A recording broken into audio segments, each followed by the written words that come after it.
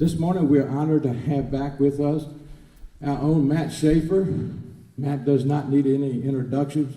He's been here, been very faithful to the voters of his district. He does what he says he's going to do and nothing else. It is my pleasure this morning to introduce to you Representative Matt Schaefer. Let's give him a warm welcome. Thank you, Amy. Fortunately, I'm actually not headed to Austin. I am headed to Navy Reserve duty this weekend, but I'd rather go to work with the Navy than down in Austin this week. Okay, I put a lot on here, more than I can even absorb in the amount of time we have together. So I'm going to move through this quickly, and then allow time for questions. So, big thing to realize about the people in Austin this time is we have a lot of new leaders. We had a huge amount of turnover in the statewide elected officials.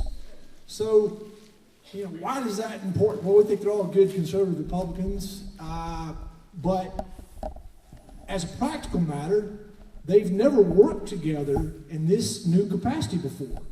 So just like any group of people where you have a new officers, new leaders, it's going to take a little bit of settling. The governor's going to have new staff. Lieutenant governor's going to have new staff. The comptroller's new. The comptroller gives us a budget mark that we have to look at. And then that affects the way the budget works. We'll have a new finance chairman in the Senate. We'll have a new appropriations chairman in the House. New lieutenant governor. So all this budget negotiation could get really interesting, just because they really haven't worked together before. So it's going to take a little bit of kind of settling in. Some significant turnover in the Senate. 7 of 31 new state senators will be on tap. And I don't know if we should update that number, Judd. Does that affect Letitia Van de Putte stepping aside? Yeah, so there may be 8 new senators, depending on the timing, if she holds her seat or resigns. Then I bumped it up, Judd, from 27 to 150 state reps when Tim Kleinschmidt left. We're going to have significant new, not as big as my class. My class was the second largest in Texas history. We had 39 true freshmen. But this class will be a substantial number of new faces coming into the Texas House as well. All right, what are the major issues? They say the Texas legislature is 90% budget and 10% poetry. The poetry gets all the headlines, the fun issues, guns and abortion, and all the things that we talk about around the kitchen table. You don't talk about the budget that much around the kitchen table, but let me tell you, it's a huge part of what we do.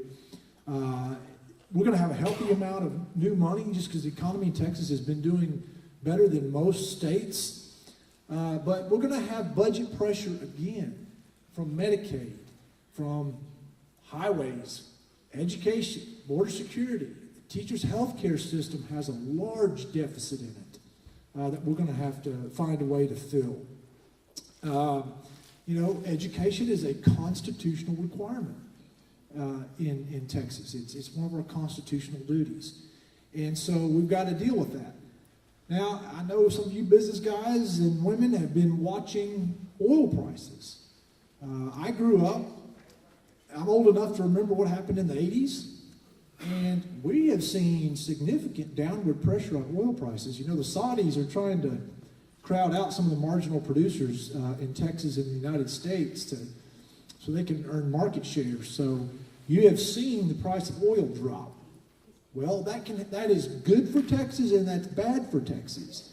It's bad if you're in the energy sector and creating jobs and helping people drill and pump oil. It's good if you drive on the highways and you have a little bit more money in your pocket if you drive a truck because the gasoline prices have come down. So it has a bit of a balancing effect, but I would say overall, if the bottom falls out of oil, and I've heard some pretty smart guys say we could see $50 or $45 a barrel of oil. That has budget pressure on the state of Texas. It really does, and the negatives could outweigh the positives for Texas. It also has an impact on Mexico. Mexico is very dependent upon the oil and gas sector. And oil prices dropping is not good for them. Same for Venezuela and some other countries. Okay, budget reforms are needed. Overall, we have got to tighten up the constitutional restraint that we have on spending in Texas so that the government doesn't grow too fast. We don't want the government to grow any faster than James Perryman's beard, okay? Where's James? He didn't even hear that. There he is. We have a constitutional restraint, but it's kind of full of holes. It's easily gotten around, so we need to strengthen that. And some of the ways that we can do that, bring some budget reforms, is address some of the accounting gimmicks that we do. You know, we have these dedicated funds where the legislature will tell the comptroller to dedicate to this and then rededicate it, and basically they'll double count the money and not spend it on its original purpose. It's, you know, you go to jail if you're in the private sector and you do this kind of stuff. But we do it all the time in state government, and it's one of the reasons that we didn't like the budget last time. We made it a little bit of improvement on it, but not as far as I'd like to see us go. One practical thing that we could do is require the Legislative Budget Board to apply GAAP. You guys, business guys know the generally accepted accounting principles. Make them follow the same standards when they present these financial statements to the legislature that tell us, you know, a true picture of what it is. And how does that play out? Well, like last time, the legislature passed a rule that said, okay, MD Anderson, state of Texas, you're a state of Texas entity. We're not going to count the money we spend there because it's Medicaid, a lot of it, and government receipts. Okay, well, the accountants will argue back and forth on whether you should do that or not. But they decided to take it off the books. Millions and millions of dollars off the books, not counted as spending in the traditional formula. Well, if you're a private company and you had to do that, and you did that, and you said, okay, we're no longer going to count this special item over here, what do you have to do? You have to go back and restate your previous financial statements to make it all true up. And we don't do that in the Legislative Budget Board and the way we present that to the legislature. So we have got some reforms that need to be implemented. And there are people that are working on that, and I certainly support that. The border. Where to start? The border's not secure, folks. Let's just be very clear and honest with Texans. I think if Rick Perry says one more time that the Texas border, that he's proven beyond any doubt that we can secure the Texas border without the federal government, as he puts out in his press releases, my head's going to explode. He should say that we've made some improvement in some areas, but we have a big problem left before us, and we have much, much more work to do. We need more law enforcement people. There's some talk of creating either a Texas Ranger Reserve Force or a DPS Reserve Force that can surge quickly as needed. I think that's a good thing, but all the hiring of the new law enforcement people, even the 500 plus that Abbott wants to hire at DPS, it's going to take years. You just can't put these guys out on the street overnight. And that's why I was so adamant and so disappointed that we're withdrawing the Guard from the border. Because the Guard is there now. You can put them in place now. And let me tell you, they are effective at what they've been asked to do. They are a persistent set of eyes. They are a deterrent. And they can be out there in the rough country with the vehicles they have and the equipment they have, and can do some unique things that really do help us as a state. They're not the long-term solution, but let me tell you, they're helping us. I'm a proponent of that old adage, when you got a big problem, do what you can with what you have right now. What they're saying is, we're going to do what we can with what we have many months and years into the future. And I'm not a proponent of that. Let's get something done now. We have a big problem. We are still apprehending around 16,000 a month in Texas. Apprehending. Now, that doesn't mean they're all being kept. Many of those are being released. But we're also told that for every one we catch, we believe at least one is getting through. So that's about 32,000 people crossing the Texas border every month right now. It's unreal, folks. Just dig into what Breitbart's done. Talk to Ashton Orovitz. I'm trying to plan against my wife's wishes. I'm making another trip down to the border, hopefully here in a week or so. But I tell you what, I feel an obligation to really have a thorough understanding of what's happening because, frankly, I wish more members of the legislature did. And at times I've been frustrated with the lack of knowledge of some members as to what's really happening. I keep moving. Transportation. It's important. It's a state function. It's a constitutional function.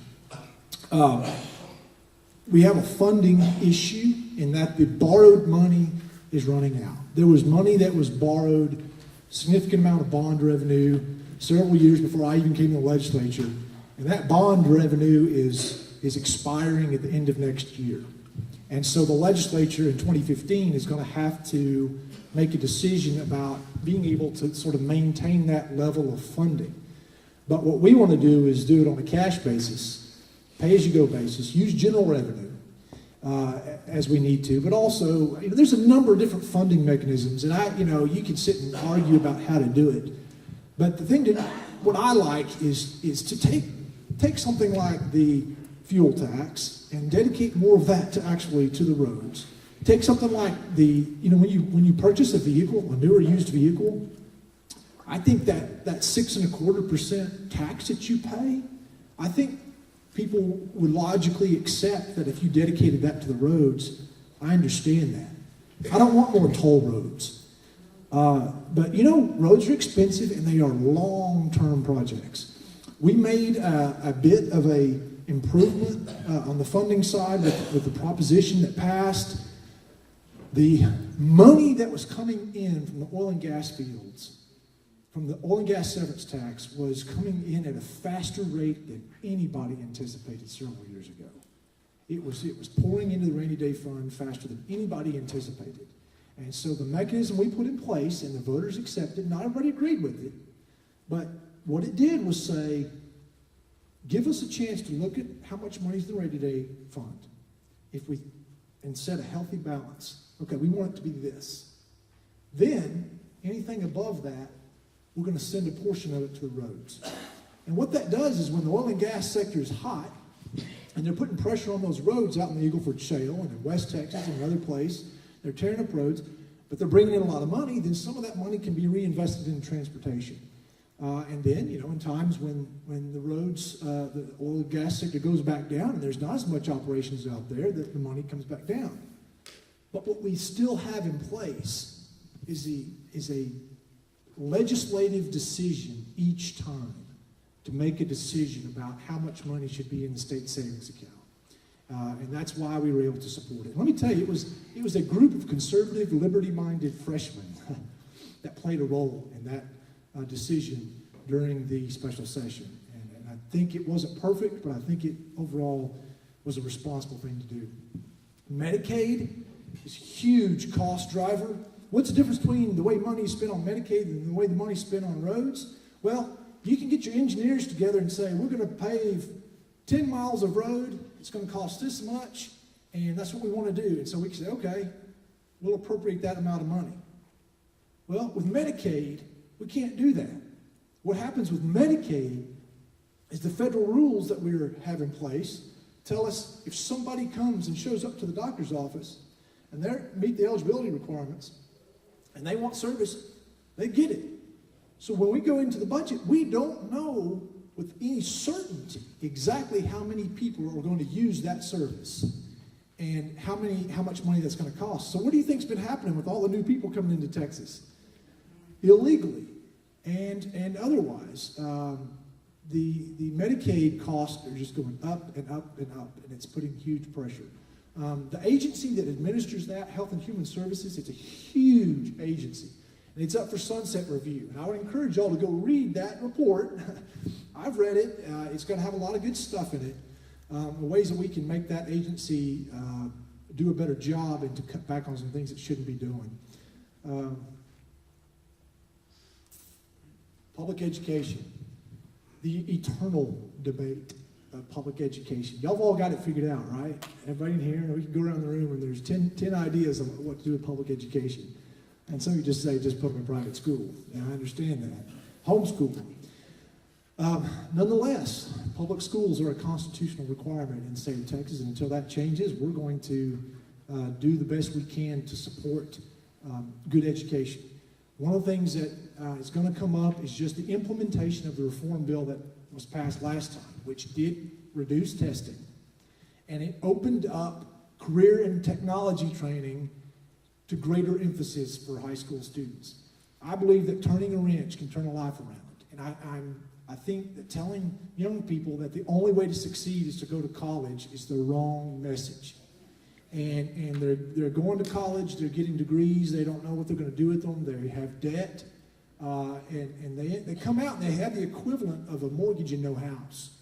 And they go make jobs that pay far less than they need to really get ahead with the amount of debt that they carry. So we need to reemphasize career and technology training. We need to get people engaged in doing something that can earn them a living and can just be to their advantage in life. You know, how many of you ladies like a man that can do a thing or two around the house, you know? Some are better than others. My knuckles tend to get bloody, and I don't do as well as I should. I can do a few things, and I learned a lot of those things in shop class when I was in high school. And I think that we ought to teach that stuff again. I really do. And we've been in conversations with the folks that are working with the new Career and Technology Center, and we want to make sure that they're partnering with Tyler Junior College and leveraging local resources and not reinventing the wheel, but trying to make that new facility work. You've heard something about the state being sued. I believe Tyler Independent School District was one of the schools that sued, if I'm not mistaken. All these plaintiffs either want more money or more equity or both in the school finance system, and it's an age-old question. This is not a legal question, in my opinion. This is a political question. This is settled by people electing members of the House and the Senate after consultation with what's going on in their local communities to decide how much the taxpayers can bear to provide what product they're going to get in the public schools. I don't think there's something for the courts to be decided. I don't think that's the proper role. Nonetheless, I don't think we're going to have to worry about it until 2016. Second Amendment stuff. We've already got open carry and constitutional carry bills that have been filed. I certainly support going a lot further towards a true understanding of the Second Amendment than where we are today. Happy to support the open carry bill. I haven't seen the constitutional carry bill to see what it looks like, but these bills have worked in other states. And so I really think that we get worried about these when in reality we can look at the other states and see their experience and look at the Constitution and say, we really don't have much to worry about. It's the law-abiding citizens are not the ones that we have to worry about. 10th Amendment. As a practical matter, how do we exercise that 10th Amendment right? It says that states, that all the rights that aren't given to the federal government are kept to the states, right? So how do we exercise that as a practical matter? And it goes back to, and a good example is the gun bills. You remember when the Brady Act came out a number of years ago? A bunch of new regulations, and some of the new federal rules in there required states to do some things on guns the states didn't want to do. So a case went up to the Supreme Court, and it was called Prince v. U.S. And basically the Supreme Court ruled and said, federal government, if you pass a rule and you can't make the states use their law enforcement and their resources to enforce it if they don't want to, right? You can't just deputize every sheriff and constable and police officer in Texas to enforce your federal gun rules. So as a practical matter, you can essentially nullify what the federal government has done by passing a law like we did in the House last time, which got killed in the Senate. And we're going to run it again. It says, federal government, you have federal gun laws? Fine. You can't use any state resources to enforce them.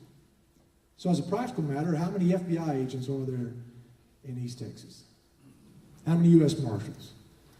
You know, if you took off your shoes and your hands, you could probably get them counted pretty quick. So as a practical matter, they're not going to be able to do anything with it. They can't use our jails. They can't use our law enforcement. So in fact, it just says you're on your own. It would have a tremendous positive impact in my estimation. And it's constitutional. Same-sex marriage has already been filed. Senior Democrat Rafael Anchia, I believe, filed that bill. If you think this issue is going away, it's not. It's not going away in Texas. We're having problems with municipalities, with cities.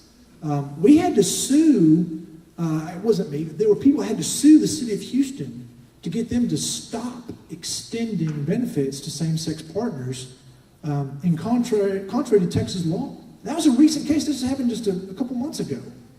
We had the fourth largest city in the country, in Houston, and they're flaunting our laws on these issues. The IRS is going to start looking at businesses and saying, if the marriage happened in a state where same-sex marriage is legal, and they're here, then you're required to pay spousal benefits. So think about that. Get married in what, Vermont, name one of the states? And you come in and Texas law says, we don't recognize that? But if the federal employee benefit rules require you to acknowledge a marriage, the IRS is using its own authority to try to go after businesses. This is insidious, folks. They're going to come at us from every direction. If they can't accomplish it with a frontal assault, direct charge on the legislature, they're going to go through the agencies. They're going to go through the rules, through the regulations, through the IRS. This is going to take constant vigilance. An interesting thing that's being talked about is making it harder on parents to get divorced when they have kids. Basically saying, we're going to slow down the process a little bit if you've got kids at home, require some education, require a waiting period. It'll be interesting to see if this gets any movement in the legislature. Fourth Amendment is going to be an issue again. That all the technology, the way that they can track you with your cell phone. You know, it used to be that your cell phone gives you, there's not just a record of what number you dial and who picks up the other line. There is a record that's kept of where you are. And that is kept because these cell phone towers are becoming so numerous, they can track where you are. Now, it used to be that, well, maybe they could kind of tell whether you were in Longview or you were in Tyler. You're like, well, big whoop. But if you're in Austin, they could probably tell which end of the Capitol you're in, which room you're in. Okay? Do you see how this gets to be a privacy concern? And so whether or not law enforcement should have access to that information without a search warrant, according to the Fourth Amendment, is a big issue in my opinion. And those kinds of things are going to have to be addressed.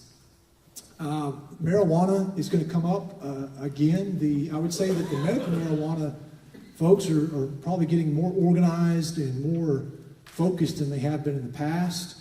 I don't see it passing. I think that you may have, where you would see some likely movement that's, given the political landscape, is on the issue of how you punish small amounts of marijuana. And I'll give you an example. And you know, you're smart folks, and you'll have a lot of experience, and you kind of hear me out on this and tell me what you think. But you take two 19-year-old college kids, just out of high school, and they're out at a party. Two boys, all right? We'll lay it on the boys. It could be a girl too, right? One of them's got to fit the whiskey. Both of them have vehicles. One of them's got to fit the whiskey, and one of them has a marijuana joint, and the police show up. What is the penalty for the one with fit the whiskey? It's a Class C minor in possession of alcohol. What is the punishment? What can be the punishment for the one with the single marijuana joint? He can go to jail, Class B, right? Now, which one of those young men are you more worried about driving home that night? Maybe both. I'm worried about both of them driving home. But which one's probably more dangerous? The one with the fit the whiskey or the one with the marijuana? I'd say arguably the one with the whiskey. So I think there's some merit in just saying for a first-time offender, for a young person, if you're under age 21, that you make it a Class C. You write them a ticket. They're going to have to pay a fine. Okay? If they do it again, have marijuana again, then you make it a Class B arrestable offense. But I don't know if we're accomplishing much by arresting that 19-year-old. If it's their first offense, they got a clean record. You know, I don't know what we've accomplished.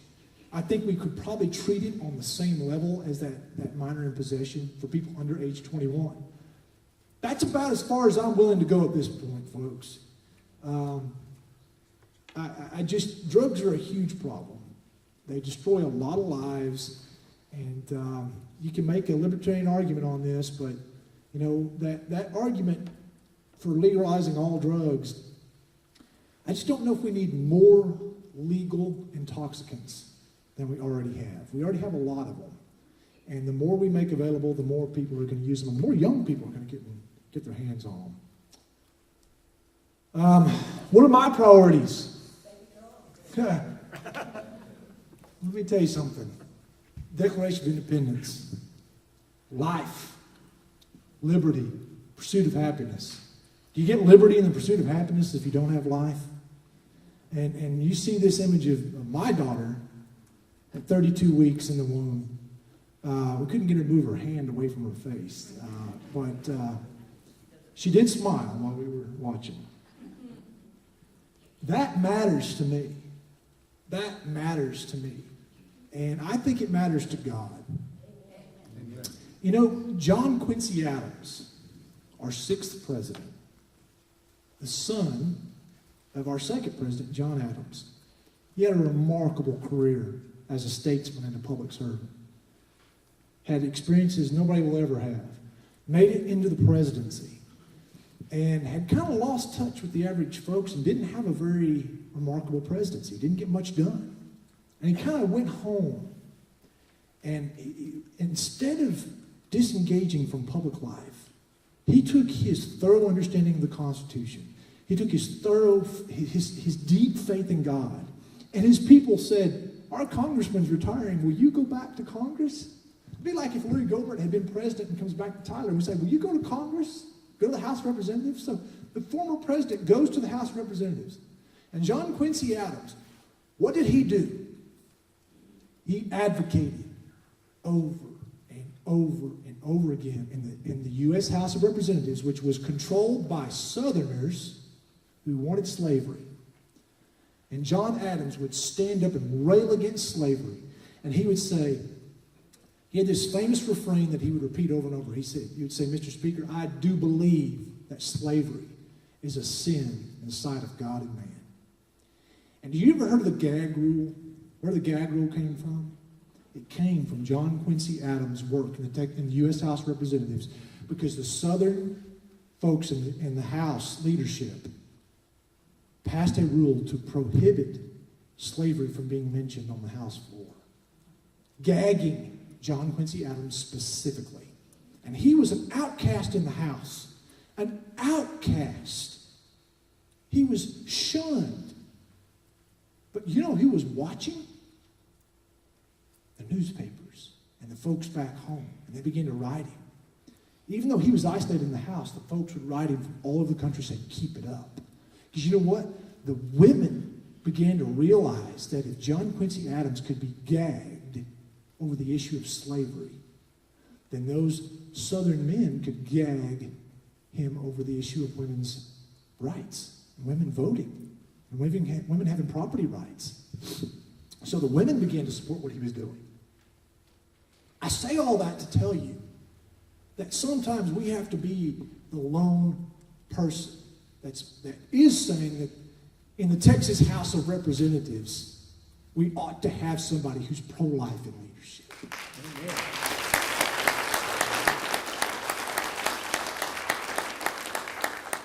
We've got a long way to go on this issue still. You know, our bill banning abortion at 20 weeks is going to go to the Supreme Court. The battle's not over, folks. They're fighting tooth and nail to defeat this in court. I'm going to talk to you about some of the bills I'm going to file. We're going to file a bill dealing with abortion reporting. It seems like an obscure thing, but if there's ever a place that I am for more regulation, it is on the abortion industry. And we have an archaic reporting system where these clinics report abortions by paper, and they can do it up to 13 months after the fact. And so we really don't have a good idea for how many are being aborted, when they're being aborted until long afterwards. New York City does it monthly electronically. I'm just trying to bring us up to standards with New York City. I got a hearing in the Texas House last time on my bill. Had a lot of support for it, but Chairman Cook would not give me a vote. And I'm going to be asking him for it again. Now, there's a lot of other bills that are going to be filed, but we've got this little corner of the debate, and we're going after it.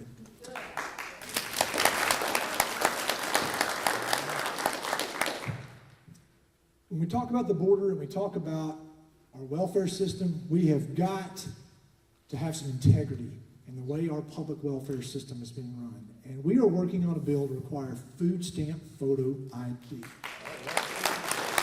Often, what is happening is people that are not utilizing the full amount on their card are selling it for currency.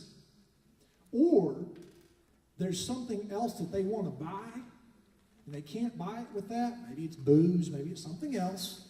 And so they just sell their card each month and have them return it to them and get cash back. That's not the way it's supposed to be run. So I'm going to do what Massachusetts did. And if it's good enough for them, it's good enough for us. Put your photo ID on there. And give them, and also put the fraud hotline up there, and a message that says, this benefit paid for by U.S. taxpayers. Right on there. So that bill is in the drafting phase, and we hope to get that filed soon. So is there a problem? Yeah, just the numbers we're getting, and we're waiting on the numbers for Smith County. Do we have them yet, Judd? Not yet. We don't have the numbers for Smith County yet, but look at these numbers. Look at it's jumped from 2013, and these are just the ones they're catching, folks. 14 million in 2013, up to over 20 million this year. But look at where the big abusers are. It's the big counties and it's the border counties. Webb, Hidalgo, El Paso, Dallas, Tarrant. Do you think there's some food stamp fraud going on the border?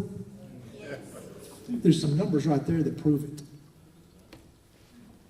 It's a lot of money, folks. That would have funded the border. That would have funded another 2 months of the guard on the border right there. All right. I'm policy wonk a little bit, okay? I like to get down and look at the nitty-gritty of what's happening. How many of you are familiar with the half-cent sales tax corporations around the state? They're called the Economic Development Corporations. We have one in Tyler. We have a Type B program. Back in the 90s, the legislature said, some of these states are giving business incentives to people. We need something for our cities to be able to compete. Wasn't around then, okay? I was playing football in high school. And they said, you're going to give your local cities the ability to raise their sales tax by up to, within their cap, up to a full penny, half cent, whether it's the Type A or Type B. Type A corporation was more towards manufacturing. B is more towards retail. And you can start collecting this local sales tax and using it to give business incentives, to build the business park, to give a company something for job training, or to buy a new piece of machinery. Different types of things they can do with it. And there's a book about that thick on what all they can and can't do. But the main hook of this is it has to go to jobs and job creation. And that restriction is becoming a problem. And let me explain to you why. Let's use Tyler and Longview as an example. And I don't even know if this is accurate. Well, let's use Abilene and Snangelo. You know where Abilene and Snangelo are? Out there in West Texas, close to each other, kind of like Tyler and Longview. Let's say Abilene started one. And they started collecting half cent. And they piled up some money in their account. And a business was coming in. Maybe it was a new Lowe's or some big box store. And they wanted to either come to Snangelo or Abilene. And Abilene said, look, we've got this fund. We can build the park for you. We can lay the lines for you. We can do your driveway for you. And they said, all right, we're going to Abilene. Well, what did Snangelo do after that happened? They're going to get one. They're going to raise their taxes.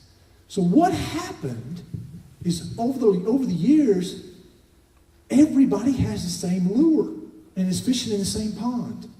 So now, if you're that big box store and you're looking at coming into Abilene or Snangelo, they both got a pot of money to give you some incentives. So what do you look at? Do you look at that?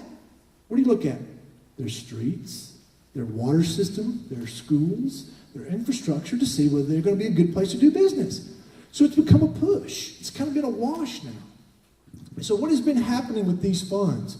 We have watched these funds pile up around the state, unencumbered and unspent, almost $1 billion. $919.6 million sitting in these accounts in these different cities around the state.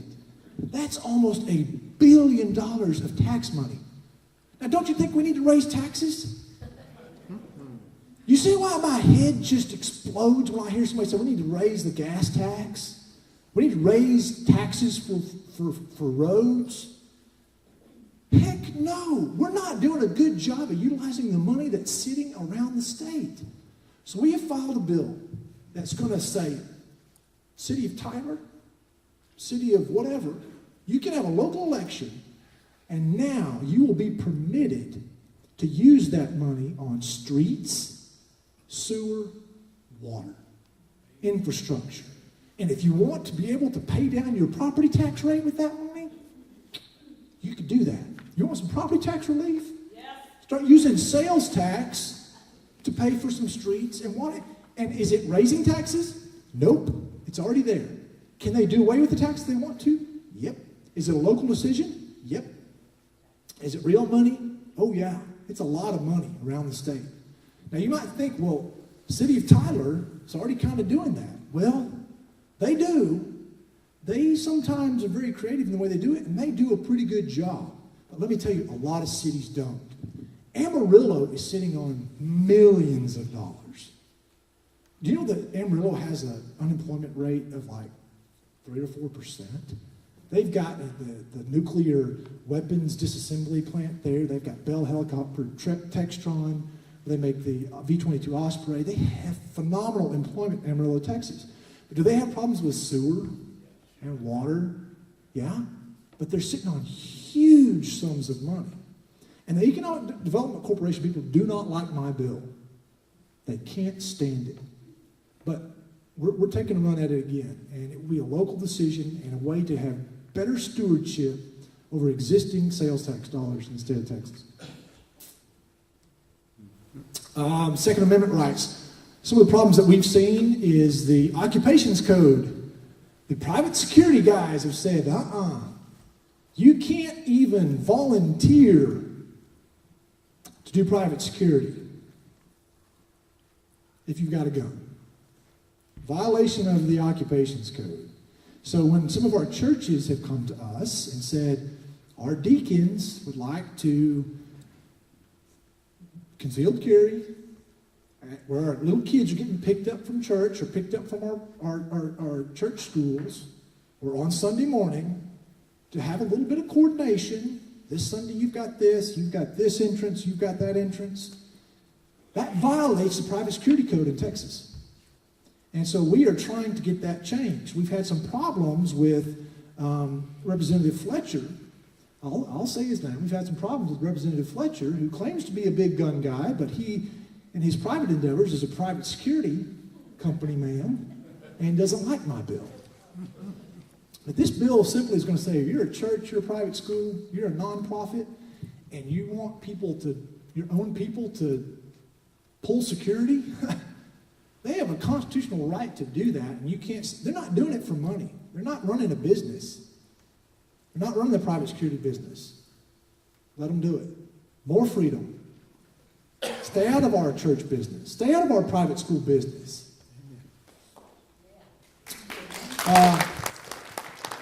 We have had good help with that. Local attorneys have been helping us on that. Alan Gardner at the Potter Minton firm helped us with it last time. We've had a lot of interest in that, so we're going to file that again. Career and technology education. One thing we've done, like I said, is we've allowed the high school diploma to re-emphasize the career and technology. What we have is, God bless them, a bunch of football coaches who sometimes, they needed another certification, so they went and studied the widget and took some courses on a widget. And now they're teaching these kids how to build a widget, but they've never built a widget. I want the guy who invented it, who built it, was in the industry for 20 years to come into the classroom and teach us how to use a widget. And we have a mountain of red tape that prohibits our experts, our subject matter experts in the industries from coming into the high school. I want our new superintendent at TxDOT to be able to go to a Chamber of Commerce meeting or a grassroots meeting and say, you are an industry expert in your field, and you either want to slow down and work fewer hours, or you just want to come into the classroom and teach auto shop, or drafting, or one of these classes, or nursing, or culinary skills. I can get you in there without much problem at all, and we'll get you going. But let me tell you that the educrats in Austin don't like it. They want you to have permission from Austin to do that. It drives me nuts. And so what they tell people is if you want to educate someone, you have to have a certain set of education credentials.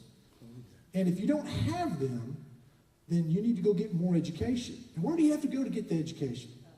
Back to the educators. It's a self-leaking ice cream cone. And that's the way they like it.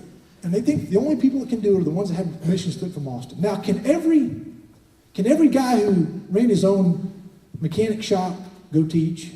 Nope. Can every young college graduate with a teaching certificate teach? Nope. Yeah. So how about we give some discretion to our superintendents to figure it out? That's what I'd like to see. We're working on that. Haven't decided whether I'm going to follow this one yet or not, but again, I'm a policy wonk. Title insurance. If you've ever bought a home or a business, a real estate transaction where the bank was involved, title insurance is something you have to pay for. And guess who sets the price? The state of Texas. There is no other single product or service in the state of Texas where the government sets the price except for title insurance. It's a license to print money. They don't have losses anywhere near your property and casualty company like State Farm that insures your roof from hail or wind or fire. They don't have near the kind of losses.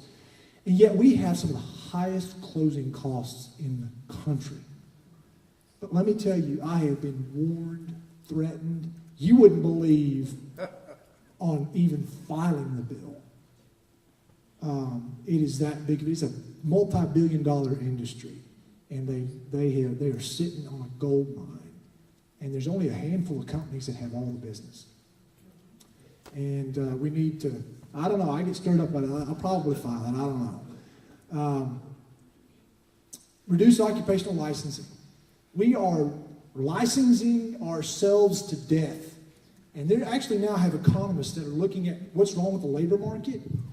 You look at older people. You take somebody who's older and they lose their job or their industry goes away and they want to quickly move into something else that can bring in some money each month. How long do you have to go to school to be a barber? 9 months. Do you think the Navy requires you to go to school to be a barber for 9 months? Nope. You know, there's some of these jobs you're either going to sink or swim. Now, we want them to have health inspections, okay? I'm for that. But,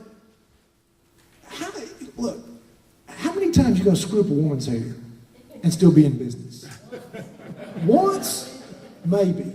Twice, you're one Facebook post away from being run out of town, okay? So that's a lot of regulation. You can either do it and do it cleanly and safely, or you can't. Some of this stuff, but we are just regulating ourselves. It hurts young people who want to go work. Interior designers. Why do we have to have a license to be interior design? Why do you have to have state permission? Some of this stuff. Hair braiders. It goes on and on and on, you know, and the different, you know, the dentists came at us last time and said they wanted to make teeth whitening the practice of dentistry. And we fought it like crazy on the House floor. I killed the bill on the local and consent. They brought it right back up on general calendar. And it passed the Texas House. I kid you not. And I even had one dentist call me. He's like, look, Schaefer, I know what's going on here. This is about money. I'm a dentist. I'm not part of this. But we had raised such a stink over it in the House that the Senate killed it. Didn't do anything with it. But we have all kinds of stuff. Criminal penalties for doing things. We shouldn't put criminal penalties for work. For work. If you're doing something that you're not trained or authorized to do, maybe there's a way to stop that. But is it putting you in handcuffs and taking you to jail? I don't think that's the way we ought to handle it. I think we could handle that in civil court. Don't you? I really do. We can definitely make you uncomfortable in civil court if we need to. Water rights, we've got water rights issues in Texas. We have water, they don't. Sometimes it's that simple. And the state has a right to the water in Lake Tyler, in Lake Palestine. It belongs to the state of Texas, and we have a right to it. But our right is superior to other people's rights. And we want to make sure that if that water is going to go downstream, that's done based on science and a reasonable decision, that political considerations are not in play. Because if you want to make us let all that river water run downstream, most of it's going to evaporate before it gets where you want it to get anyway.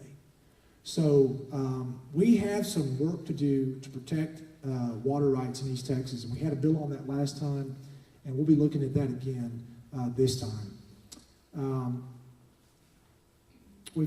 I'm throwing all these local issues at y'all. This is a day in my life, right? Hazelway, I haven't even talked about Hazelway Charter School and some of the nonsense that TEA put them through. Tall Timbers, sewer system, right? Well, what happened? Tall Timbers had this right from the state of Texas called a certificate of necessity to build out in the county, to build a sewer system. What happens is the city grew, right? And so now people that are inside the city limits can't get city sewer systems. And so we're having to look at that and maybe allowing the city to do it alongside Tall Timbers and maybe allowing some competition for that sewer service inside the city limits.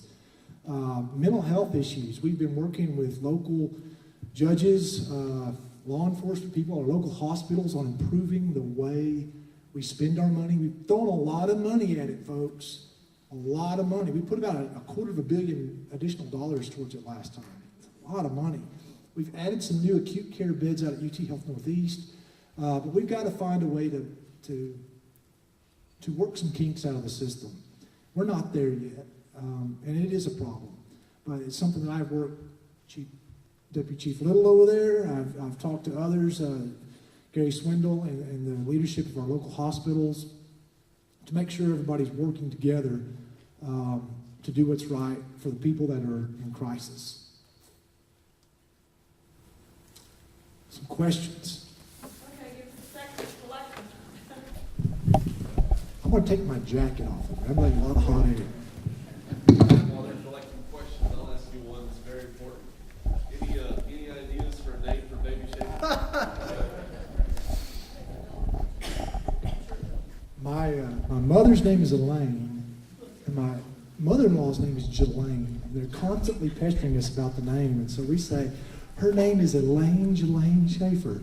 And they just... So what do you ready to change it to the baby babysitter. Yeah, that's right. Okay. Can we get the bill allowing illegals to get free college tuition repealed? Well, there's no law that allows them to get free tuition. I think that the question is probably regarding in-state tuition versus out-of-state tuition. The bill is filed. I don't know what the political will is. I support that because I think it's a basic fairness issue. And, you know, is that going to be, if we get rid of in-state tuition for illegal aliens, is that going to be the thing that stops them from coming? No. It's a tiny fraction of the problem set. But is it something that we need to address? Absolutely. It's the cumulative effect of one little thing after another. Food stamp benefit. Go back to the border. The Department of Homeland Security's Office of Refugees is handling most of these people that are coming from Central America and Honduras and these other places. And what are they giving them? What status are they giving all these people coming across our border? Not the Mexicans, but all the other ones, which is the majority of them right now. Refugee status. When you go to the U.S. Department of Agriculture website and it talks about refugees, our current policy in the United States is that refugees have access to food stamps without delay. That's a huge magnet. So that's part of the discussion. I don't know if it's going to pass or not. Put you under pressure here. Many of your agenda items are opposed by Joe Straus.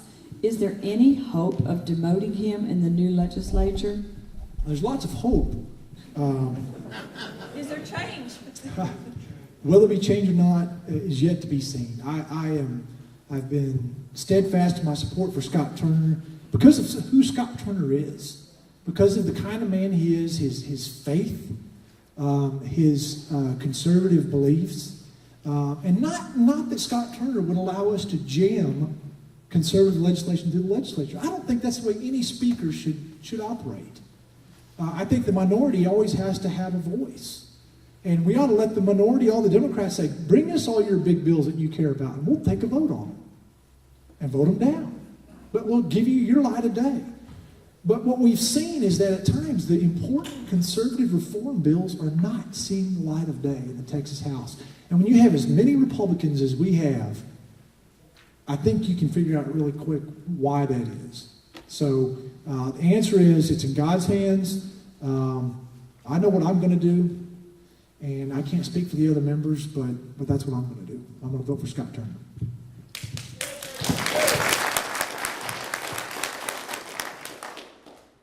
For local elections concerning taxes, will a minimum voter participation be required, i.e. to prevent the tail from wagging the dog? That is a reform that I know Texas Public Policy Foundation is working on that along with others. I don't know who's going to carry that bill. That's an important. I know that's going to be. It's probably been filed before, but the idea would be either not allow them to have elections on, like in May, but have them on uniform election dates in November. There's a lot higher participation. So I don't know forgive me, I don't know the specifics of that bill, but that is an area of reform that many conservatives are pushing for, to require greater voter participation and putting these important tax decisions on an election day when more people are showing up to the ballot. In 2007, Representative Joe Straus was the only Republican in the Texas House rated 100% by the National Abortion Rights Action League. Should you be doing everything in your power to get him removed as Speaker? I have been. I have spoken publicly in other members' districts about the way the pro-life bill was handled. I'm probably not ever going to be forgiven for doing that. I gave a speech in front of about 500 people in Representative Jim Keffer's district, and he was there.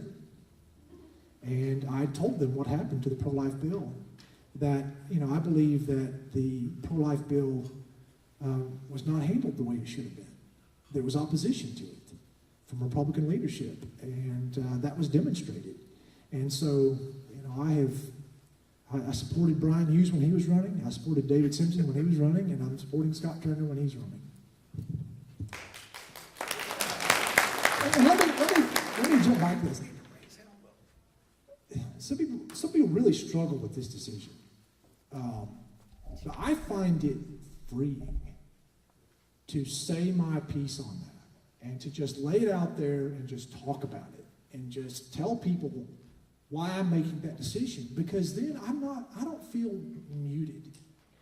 I think some people who have supported the speaker don't support his policies and would otherwise be vocal about those policies.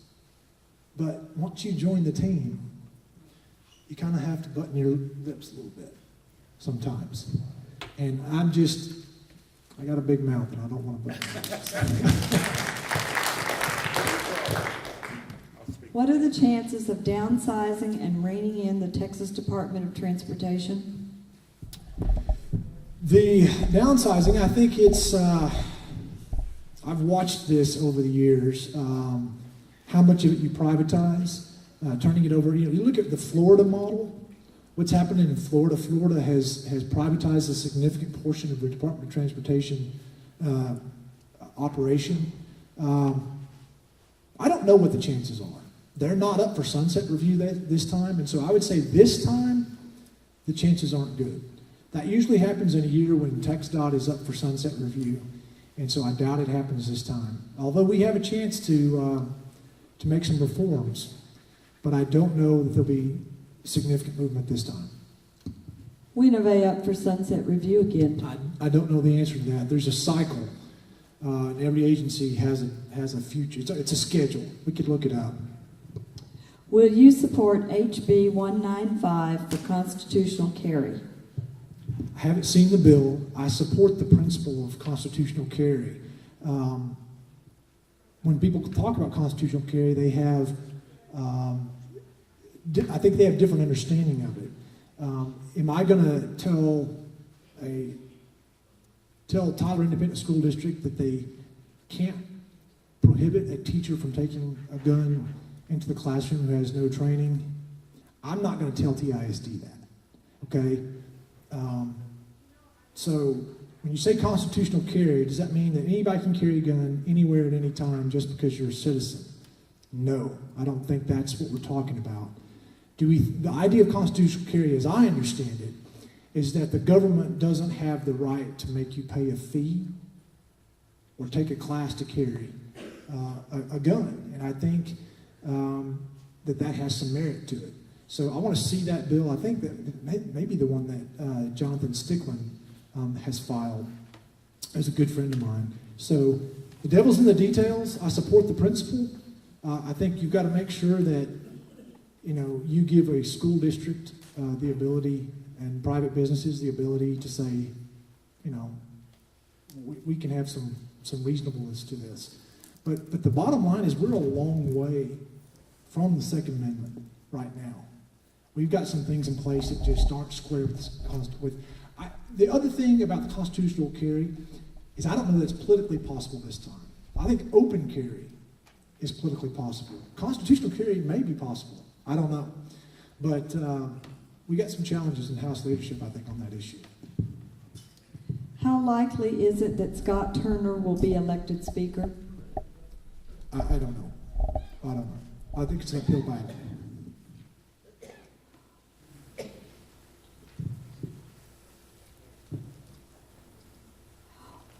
Why do guards have to go to the border without weapons to enforce their authority? They do have weapons. They do have weapons, but the governor has given them a rule of engagement that says you're not going to arrest people. Legally, could the governor tell the guard to detain people on the border? He could. But what their function is right now is to spot them, to detect them, and immediately get the law enforcement officer there to make the arrest. I understand that model. Could you have some specifically trained law enforcement Army guys that could have the arrest authority? I think you could with some training. But remember that guardsmen don't have that type of law enforcement. They're not used to arresting people. They don't get training on how to put handcuffs on, any of those kinds of things. So With training, I think they should be able to, and I would support that. And I think the legal authority exists for them to. The best model is to have law enforcement do it.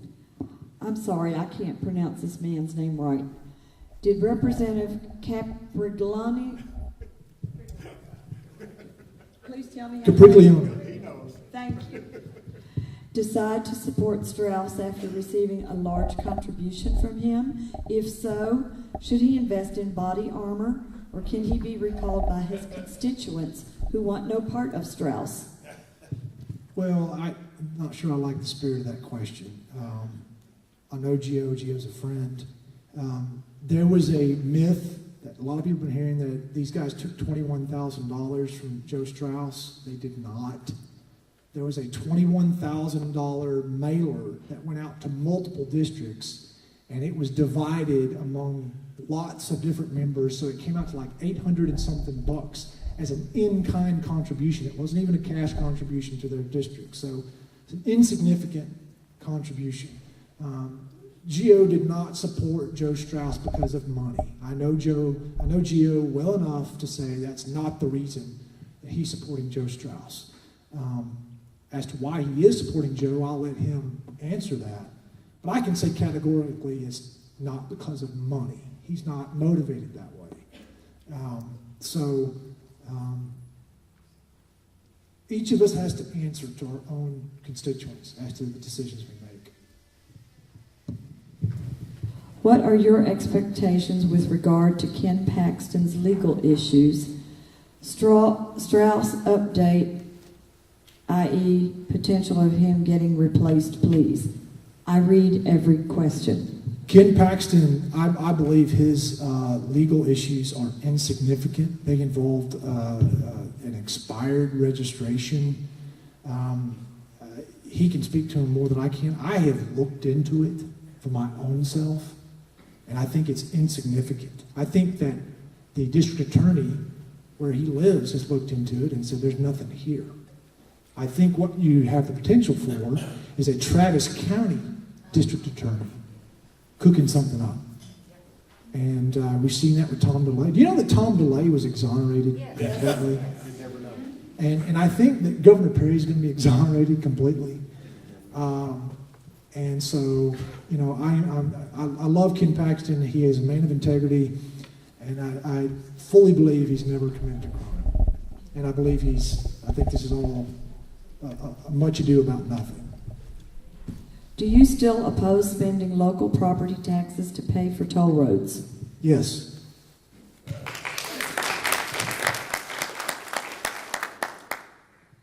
What's the point of having border guards if they can't contain illegals? Has the federal government changed its policy?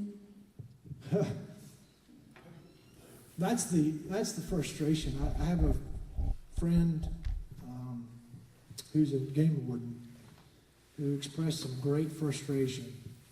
He feels like what they're doing is providing transportation to a hot meal and a warm place to sleep for illegal aliens. That's basically all they're the welcoming committee. Listen, folks, the more I look into it, the more I am frustrated with the options we have available to us. The federal government has turned its back on us, which is why I want the state of Texas to do even more, to be even bolder than we are now. We've got to change the narrative. The answer is yes, it's catch and release in many cases. Not every case, but in many cases, it's catch and release. And I don't have a good answer for it. Elections have consequences, folks. We elected some people in Washington that have put us where we are. And we as a people have to deal with that. And until that changes, we've got some serious problems. Is that it? That's great.